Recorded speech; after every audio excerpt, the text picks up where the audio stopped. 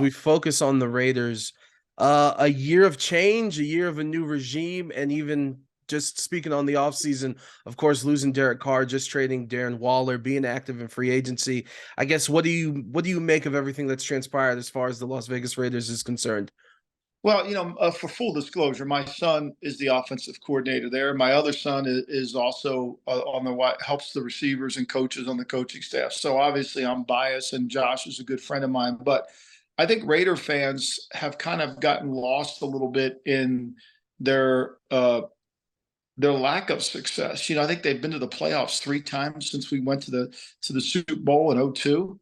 This has not been a team that's been built with the right foundation, whether it's been through when Al was still alive and he passed away, to Hugh Jackson, to Dennis Allen with Reggie McKenzie, and then to John Gruden and Mike Mayock. There's been a lot of not establishing what Al Davis would call the true culture of the Raiders. And I think what Josh is trying to do is bring together a unit of players that love football, that are passionate about the game, that are Rich Gannon type guys.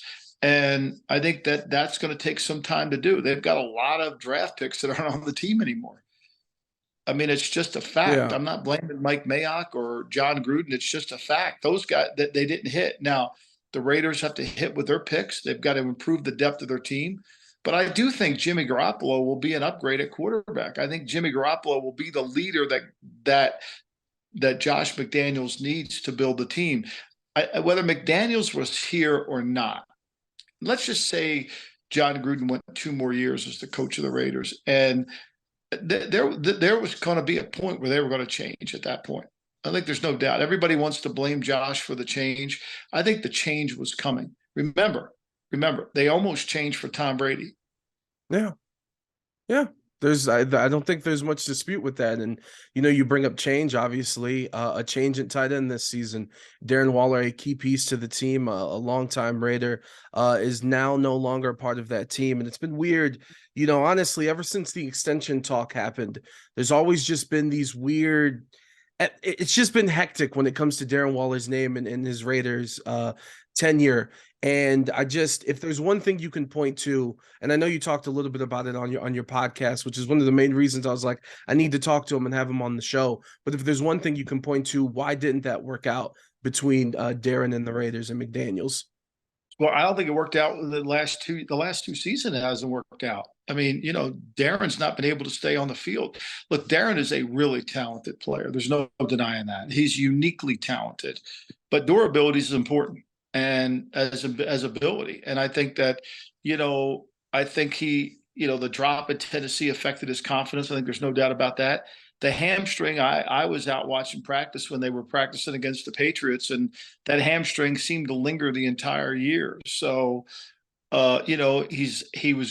redid his deal. I think everybody thought that would make a big difference in his morale and his attitude. That really didn't come to fruition. So, look, sometimes you just have to accept it and move forward. The thing that cracks me up is Raider fans, they got a 3rd-round pick for Darren Waller. He didn't start. He started 17 games over the last 2 years. Yep. Right. So Jalen Ramsey, who's clearly a Pro Bowl corner, the Rams got only a 3rd-round pick for him. I'm not sure what the Raider fans expected. I think it's a hell of a deal by Zay Ziegler. For a guy who's had 2 years of injury history, and remember, past performance predicts future achievement. I mean, Waller's a great athlete. He's had a couple good years in his career, but he's not been able to put the Devontae Adams years of constant play. You don't have to be a father of one of the coaches on the Raiders to see that. Just look at the statistics.